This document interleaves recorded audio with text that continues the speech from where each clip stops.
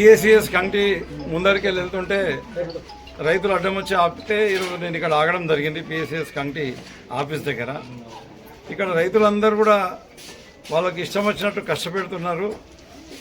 ఇక్కడ ఎలాంటి సౌకర్యాలు లేవు. సౌకర్యాలు లేకపోగా బిల్లులు చేయడానికి కేవలం ఇద్దరినే పెట్టిండ్రు. ఇంకా టోకన్లు కూడా ఇవ్వలేదు. టోకన్లు ఇచ్చేది లాస్ట్ డేట్ రేపు అని చెప్పేసి రైతులు చెప్తున్నారు. అదే మాదిరిగా మహిళా రైతులు ఏమవుతున్నారో వీళ్ళు కూడా బిల్లులు చేయించుకోవడానికి వచ్చి రెండు రోజులు మూడు రోజులు ఇక్కడ వెయిట్ చేస్తూ ఉన్నారు. నేను ఇక్కడ సొసైటీ సిబ్బందికి ఈ మహిళా రైతులకైతే ముందుగా తొందరగా పంపించమని చెప్పేసి వాళ్ళని రిక్వెస్ట్ చేయడం జరిగింది. అదే మాదిరిగా నేను ఈ సొసైటీ మేనేజ్మెంట్కు రిక్వెస్ట్ చేస్తున్నా. ఆ 2 సిస్టంల ద్వారా ఏవైతే ఇప్పుడు బిల్లులు కొట్టాలనుకుంటారో ఆ 2 సిస్టంలతోని ఇది రేపు లాస్ట్ డేట్ ఉంది కాబట్టి టోకన్లు ఇవ్వడం కానీ బిల్లు చేయడం కానీ ఎల్లుండి లాస్ట్ డేట్ ఉంది కాబట్టి అది సాధ్యం కాదు. కాబట్టి ఇమీడియట్గా సిస్టంలో పెంచేసి సిస్టమ్ ఆపరేటర్లను పెంచేసి అందరు రైతులు ఎవరైతే జొన్నలు తీసుకొని వచ్చారో వాళ్ళందరి బిల్లులు చేసేసి తొందరగా అవన్నీ కూడా డిస్పోజ్ చేసే ప్రయత్నం చేయాలి. ఇన్ టైం డిస్పోజ్ చేసే ప్రయత్నం చేయాలని చెప్పేసి నేను సొసైటీ సిఇఓ గారితో కూడా మాట్లాడి చెప్పడం జరిగింది. కాకపోతే ఈ వ్యవస్థ ఈ వెనుకబాటుతనానికి ముఖ్యంగా ప్రభుత్వమే కారణం. ఈ కాంగ్రెస్ ప్రభుత్వం గతంలో అధికారంలో రాకముందు మేనిఫెస్టోలో రకరకాలుగా రైతులకు ఆశలు చూపెట్టింది. తర్వాత వరంగల్ డిక్లరేషన్లో వాళ్ళు మాట్లాడిన రైతులు పండించిన ధాన్యం మొత్తం కూడా టోటల్గా 100% ఒక గింజ కూడా వదిలిపెట్టకుండా కొనుగోలు చేస్తామని మాట్లాడిండ్రు. అది ఏ ధాన్యమైనా పర్వాలేదని చెప్పి మాట్లాడారు.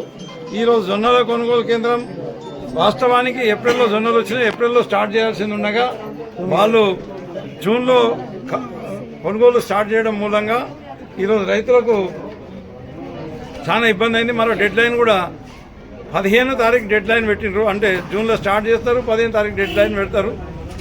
ఇక్కడ అన్ని జొన్నలు కూడా బాగా ఎక్కువ పండినాయి కాబట్టి ఈసారి ఎక్కువ పండినాయి కాబట్టి రైతులందరూ కూడా తక్కువ నీళ్ళతోని ఎక్కువ పంట పండించుకోవడానికి అవకాశం ఉంటుందని చెప్పేసి అందరూ జొన్నలు కూడా పంటలు పెట్టుకోవడం జరిగింది.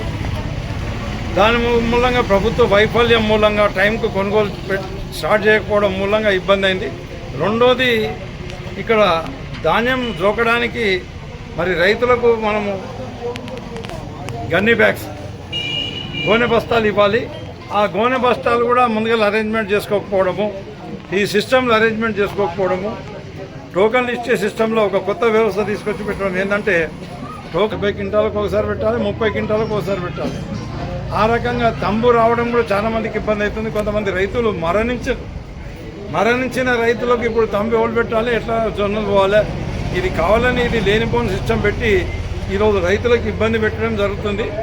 ఆ తంబ్ సిస్టమ్ ఎప్పటికైనా అబాలిష్ చేస్తే బాగుంటుందేమో. అట్లయితేనే తొందరగా బిల్లులు కానీ చేయడం కూడా అయిపోతుంది.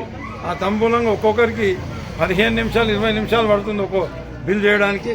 నా విషయంలో నేను కూడా రైతుని కాబట్టి నాకు 3 సార్లు బిల్లింగ్ చేయాల్సిన అవసరం ఉండే, ఒక్కసారి టోకెన్ తీసుకోవాల్సిన అవసరం ఉండే. ప్రతిసారి నాకు 15 నిమిషాలు నాకు తంబు యాక్సెప్ట్ చేయడానికి 15 నిమిషాలు పట్టింది.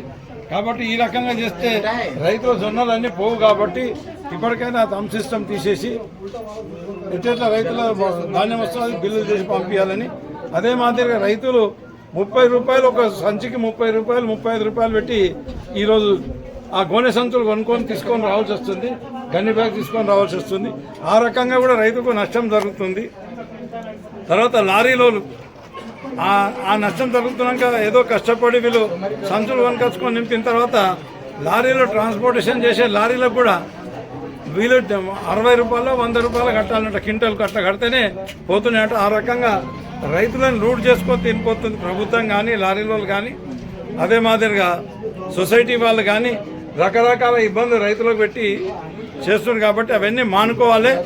రైతులకు ఎలాంటి హమాలే తప్పించి ఎలాంటి ఖర్చులు రైతుల మీద పడకుండా చూసుకోవాలి. ట్రాన్స్పోర్టేషన్ చేసే బాధ్యత ప్రభుత్వాన్ని ఉంటుంది.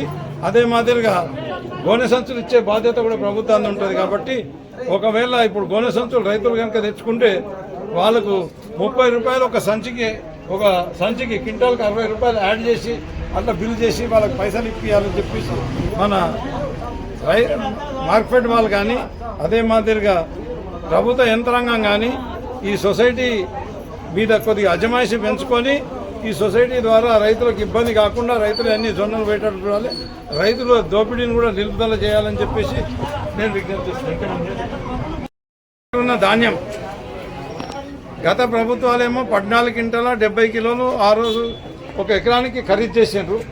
ఇప్పుడు దాన్ని కుదించి 10 క్వింటాలు చేసిండ్రు. ఎమ్మెల్యే గారేమో గొప్పలు చెప్పుడు ఎక్కువ ఉన్నది, పనిచేసుడు తక్కువ ఉన్నది. ఆయన బీబీపేట పిఎస్సిలో కొనుగోలు కేంద్రం ప్రారంభించారు. నేను అనుకుంటా బహుశా 5వ తారీఖు నాడు ప్రారంభించినప్పుడు ఆయన మాట్లాడిన మాట ఏంటంటే, నేను ప్రభుత్వాన్ని ఒప్పించిన 15 క్వింటాలకు ఒప్పుకున్నారు, నేను 20 క్వింటాలు చేస్తా అని చెప్పేసి మాట్లాడిండు. అది నేలకనా తాటి మట్టనా నీ మాట నువ్వు నిలబెట్టుకోవాలి. 20 క్వింటాల కాడికి తీసుకుంటేనే రైతుల ధాన్యం వద్ద ఉన్న ధాన్యం మొత్తం పోతుంది. లేదంటే కనీసం పాత సిస్టమ్ ఎట్లయితుందో 14 క్వింటాల 70 కిలోలో ఎంతమంది తీసుకుంటుంది, ఆ సిస్టమ్ ప్రకారం అన్న తీసుకుంటే ఇంకేమన్నా కొద్దిగా మిగులుతాయి రైతుల దగ్గర, లేకపోతే అడ్జస్ట్మెంట్ చేసుకొని మొత్తం పోయే అవకాశం ఉన్నది. లేకపోతే మిగిలిన ధాన్యం కూడా కొనాలని చెప్పేసి తర్వాత కూడా మేము ఒకవేళ కొనకపోతే తప్పకుండా రైతుల పక్షాన మేము పోరాటం చేస్తాం, రైతుల పక్షాన రాస్తారోకోలు చేస్తాం. రైతుల దగ్గర ఉన్న ప్రతి ధాన్యం వాళ్ళు మీరు ఏదైతే వరంగల్ డిక్లరేషన్లో కొంటామని చెప్పినారు, బోనస్ ఇస్తామని చెప్పినారు, ప్రతి గింజ జొన్నలు కొనుక్కోవాలి, మరి జొన్నలకు కూడా బోనస్ కూడా ఇవ్వాలి రైతులకు అని చెప్పేసి డిమాండ్ చేస్తా ఉన్నాం.